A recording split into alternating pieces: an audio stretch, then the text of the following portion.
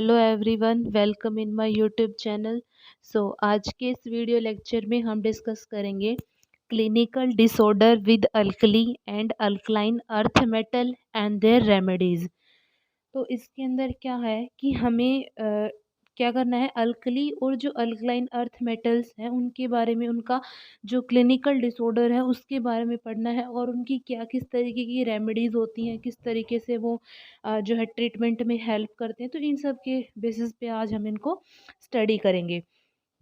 तो इसके अंदर अगर क्वेश्चन आता है तो बेसिकली 8 मार्क्स का ही क्वेश्चन पूछा जाता है और कभी कभी 16 मार्क्स में भी ये पूछा जा सकता है। तो मैं आपको 16 मार्क्स के अकॉर्डिंग ही यहाँ पर हम इसको 16 मार्क्स के अकॉर्डिंग ही हम इसको लेके चलेंगे। ठीक है, तो देखो जैसे इसका नाम में पता लग रहा है, clinical disorder with alkali and alkaline earth metals, यानी कि हम इसके अंदर किसकी बात करेंगे, अल्कली मेटल्स की और अल्कलाइन अर्थ मेटल्स की। अब क्वेश्चन ये अराइज होता है कि हमारे पास क्या होते हैं, बहुत सारे अल्कली मेटल होते हैं, बहुत सारे अल्कलाइन अर्थ मेटल होते हैं।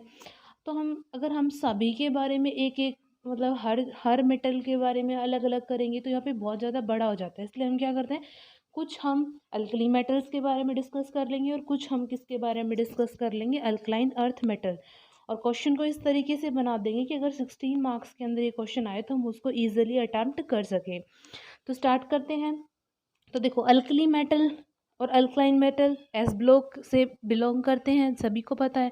ठीक है, तो देखो, among different metal sodium, potassium, calcium are the bulk constituent in human body and they are mainly involved in maintaining proper osmotic pressure and acid base balance of the body।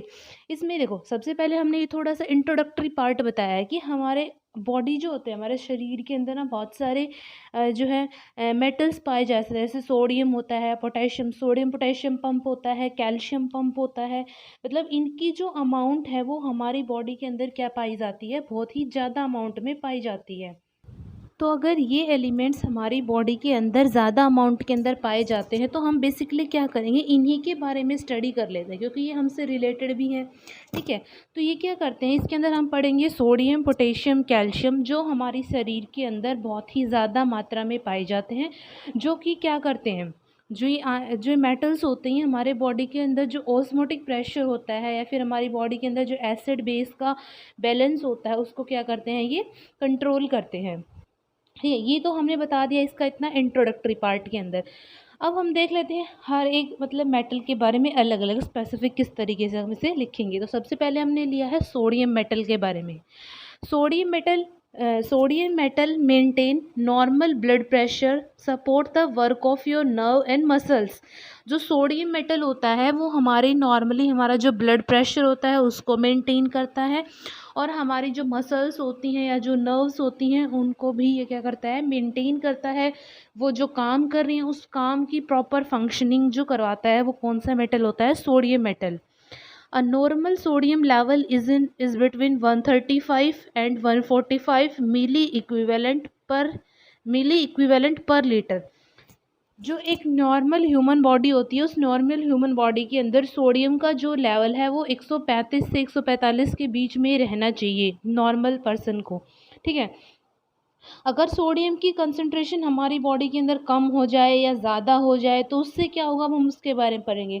तो यहाँ पर हमने फर्स्ट लिखा है hyponatraemia. Hyponatraemia कब होता है, हाइपरनेट्रीमिया तब होता है जब हमारी बॉडी के अंदर जो सोडियम की कंसंट्रेशन होती है वो बहुत ही ज़्यादा कम हो जाती है।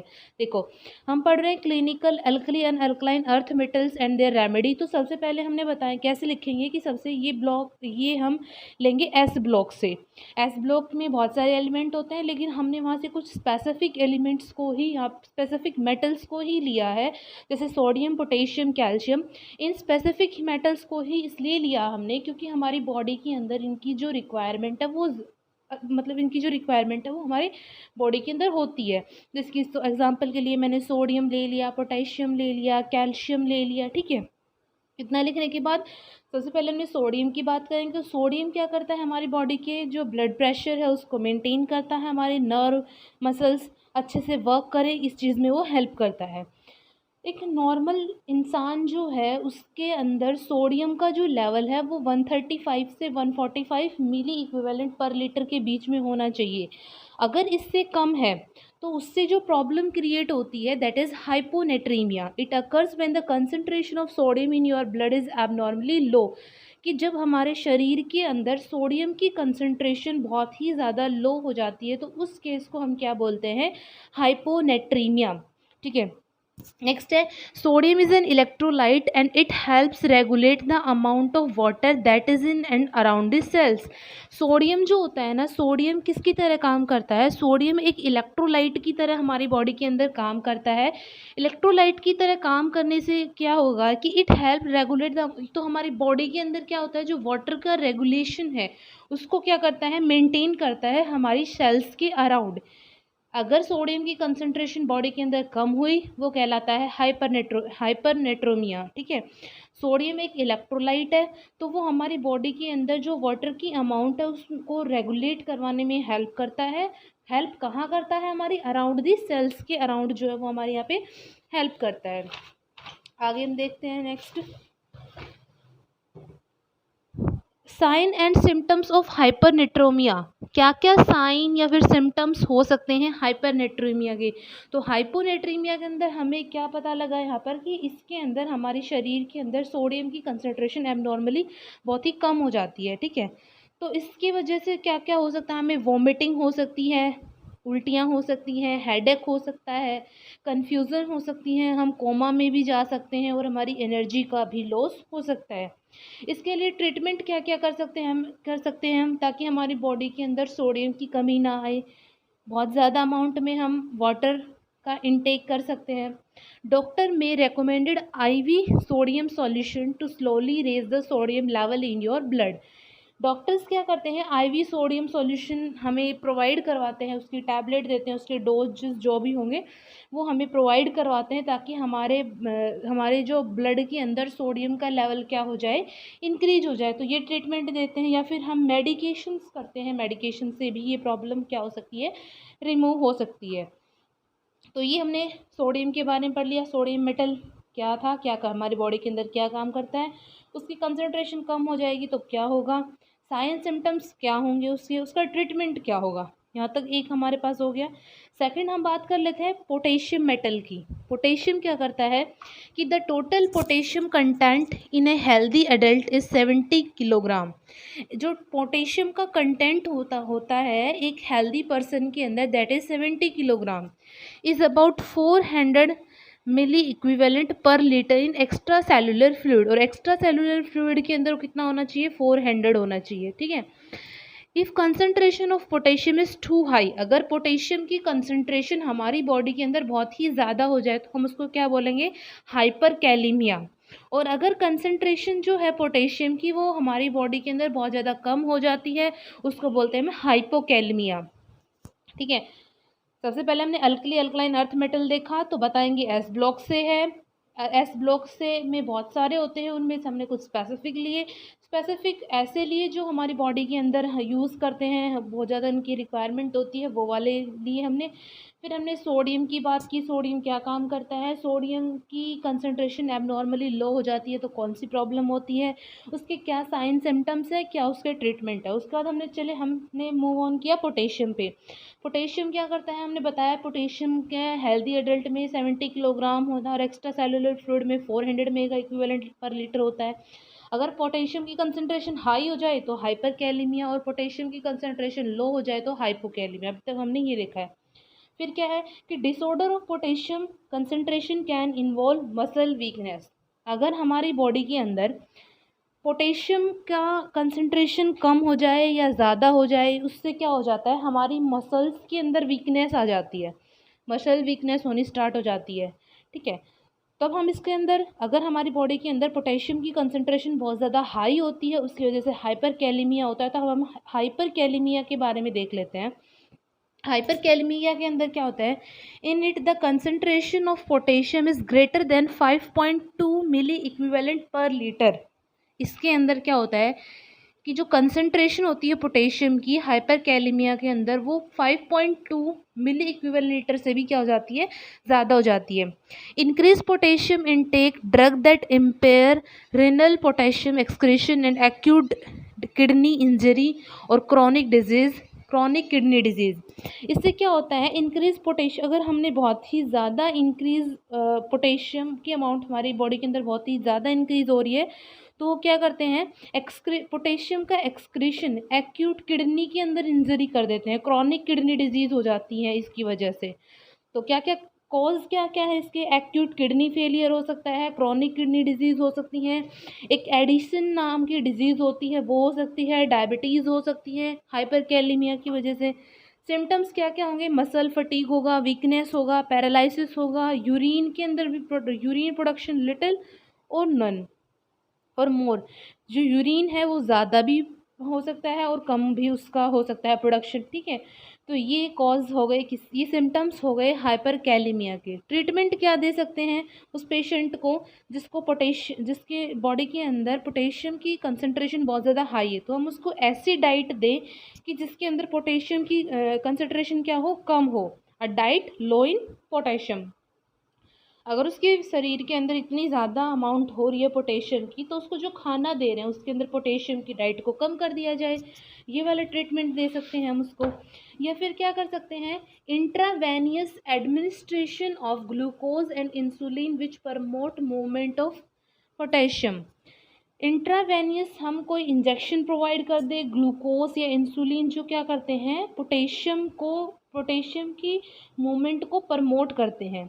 या फिर सोडियम बाइकार्बोनेट का भी हम यूज़ कर सकते हैं इसके खिलाफ, पोटेशियम के खिलाफ, ताकि वो क्या करे, उसकी कंसंट्रेशन हमारी बॉडी के अंदर जितनी होनी चाहिए उतनी रहे, ठीक है।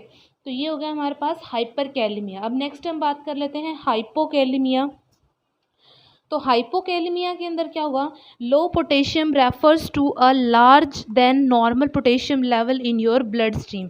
इसके अंदर क्या होता है, low potassium refers to a large than, इसके अंदर क्या होता है हाइपोकैलेमिया के अंदर, जैसे हमने अभी यहाँ पर देखा हाइपोकैलेमिया के अंदर पोटेशियम की कंसंट्रेशन क्या हो जाती है, बहुत ही ज़्यादा लो हो जाती है।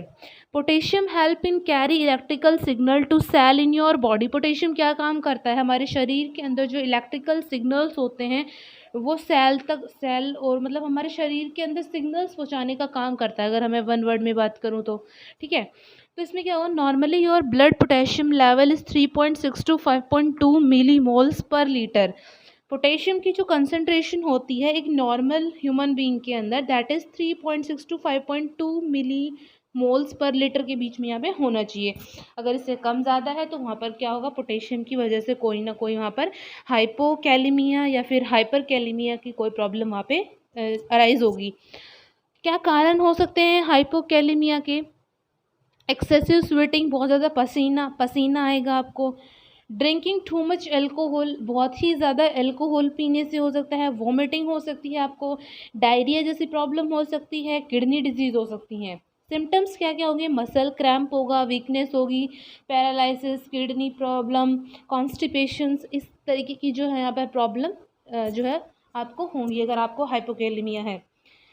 इसके लिए हम क्या क्या टेस्ट करवा सकते हैं, डायग्नोसिस एंड टेस्ट्स की, अगर हम टेस्ट की हम बात करते हैं तो हम ब्लड टेस्ट से हम इसका पता लगा सकते हैं, रूटीन ब्लड टेस्ट से, यूरिन का टेस्ट करके पता लगता है, या फिर जो इलेक्ट्रोकार्डियोग्राम होता है टू चेक जो कि हार्ट को चेक करने के लिए यूज़ किया जाता है। तो इन सब तरीके से जो है हमें यहाँ पर पता लग जाता है। तो हम ट्रीटमेंट कैसे करें इस हाइपोकैलेमिया का, तो यहाँ पर क्या करेंगे हम, रीस्टोर पोटेशियम लेवल। सबसे पहले तो हम क्या करेंगे, अगर कंसंट्रेशन पोटेशियम की कम है तो वही हो जाएगा, पोटेशियम जिस रिच डाइट लेनी चाहिए जिसमें पोटेशियम की अमाउंट बहुत ही ज़्यादा हो, जैसे बनाना हो गया, ऑरेंज, कीवी, इन सब में क्या होता है पोटेशियम की अमाउंट ज़्यादा होती है, तो ये हाइपोकैलेमिया से आपको प्रोटेक्ट कर सकते हैं। या फिर हम ऐसी चीज़ लें जो हमारे बॉडी के अंदर पोटेशियम को क्या करके रखे, रीस्टोर करके रखे, ठीक है। तो यहाँ पर हमने अल्कलाइन अर्थ मेटल यहाँ पे हमने 2 पढ़ लिए, सोडियम पढ़ लिया, पोटेशियम पढ़ लिया। अब हम बात करते हैं कैल्शियम की। कैल्शियम क्या होता है, calcium is an important divalent cation required for many enzymatic and cellular function. Calcium जो होता है वो भी एक बहुत ही इम्पोर्टेंट डाईवेलेंट कैटायन होता है जो हमारी बॉडी के लिए रिक्वायरमेंट होता है। हमारी बॉडी के अंदर जो एंजाइमेटिक और जो सेलुलर फंक्शनिंग जो होती है उसके लिए यह इम्पोर्टेंट रोल प्ले करता है। हमारी बॉडी के अंदर 99% of total body calcium residue is skeletal tissue. हमारी बॉडी के अंदर जो 99% जो स्केलेटल टिश्यूज़ हैं उन सभी के अंदर किसकी रिक्वायरमेंट होती है? कैल्शियम की रिक्वायरमेंट होती है। जैसे इन प्लाज्मा के अंदर अगर हम बात करें, in plasma calcium is 40% bound to protein and 10% of complex with anion.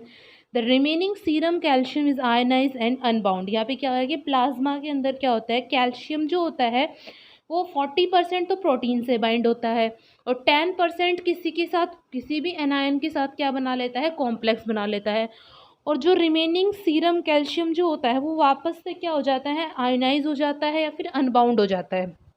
ठीक है, यानी कि कुल मिला के बात इतनी है कि कैल्शियम हमारी बॉडी के अंदर बहुत ही इंपॉर्टेंट रोल प्ले करता है। ठीक है, नेक्स्ट है कि if the concentration of calcium ion in our body becomes large, अगर हमारे शरीर के अंदर कैल्शियम की अमाउंट बहुत ही ज़्यादा हो जाए, so due to which a person suffers from hypercalcaemia, अगर हम किसी पर्सन की बॉडी के अंदर कैल्शियम आयन की कंसंट्रेशन बहुत ही ज़्यादा हो गई, ज़्यादा होने की वजह से वो पर्सन किस प्रॉब्लम से सफ़र करेगा, दैट इज़ हाइपर कैल्सीमिया।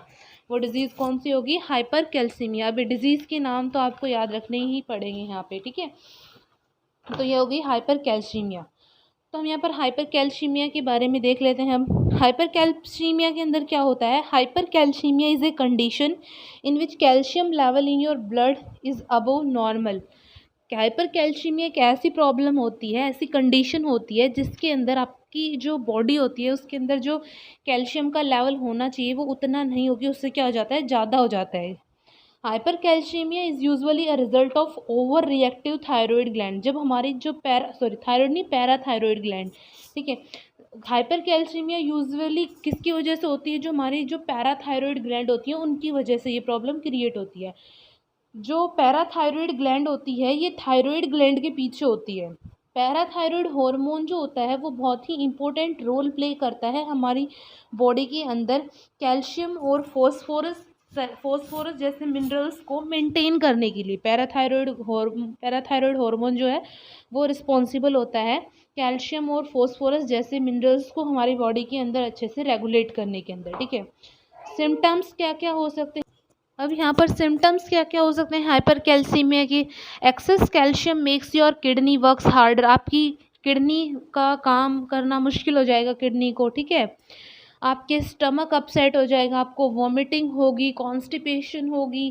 ठीक है, और जो हाइपर कैल्सीमिया है वो आपके ब्रेन में भी क्या करेगा, ब्रेन में भी इंटरफेयर करेगा, ब्रेन वर्क रेगुलर, कन्फ्यूज़न करेगा, लेथर्जी फील होगी, फटीग फील होगी। ठीक है, it also effect the heart function, यानी कि हाइपर कैल्सीमिया क्या करता है, आपकी किडनी को भी, स्टमक को भी, ब्रेन को भी, हार्ट को भी, मतलब सभी को क्या करेगा, ये अफेक्ट करेगा। तो इसका क्या क्या ट्रीटमेंट हम ले सकते हैं, सबसे पहले हम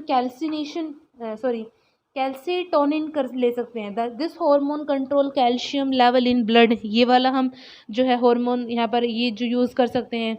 एक हमारे पास है calcimimetics, it control over reactive parathyroid gland. और हमने पैराथायरॉयड ग्लैंड को कंट्रोल कर लिया, यानी कि यहाँ पर जो हमने ऊपर पढ़ा था ना, कैल्शियम और फॉस्फोरस जो होते हैं वो मिनरल्स कौन बैलेंस करती है, पैराथायरॉयड ग्लैंड।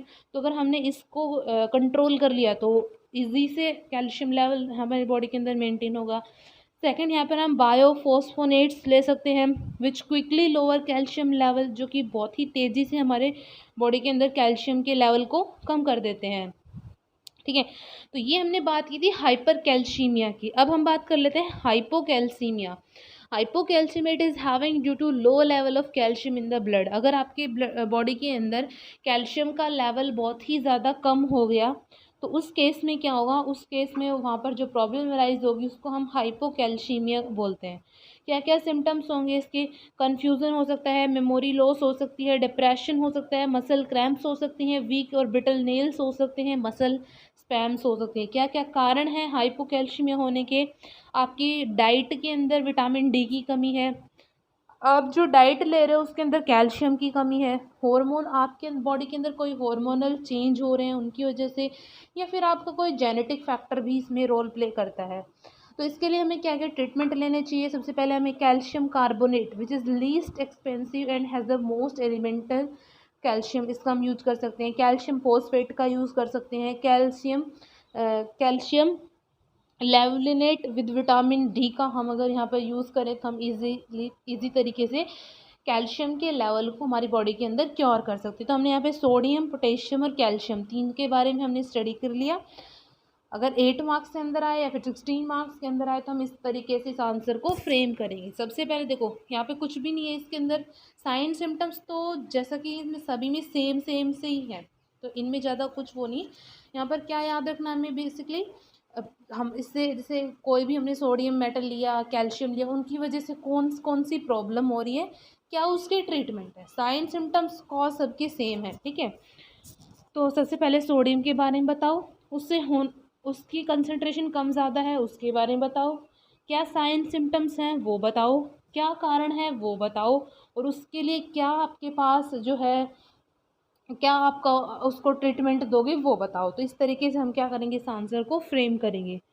सो आज के वीडियो लेक्चर में इतना ही, मिलते हैं नेक्स्ट में। अगर इसमें आपको कोई प्रॉब्लम हो तो आप मेरे को कमेंट बॉक्स में ज़रूर बताइए।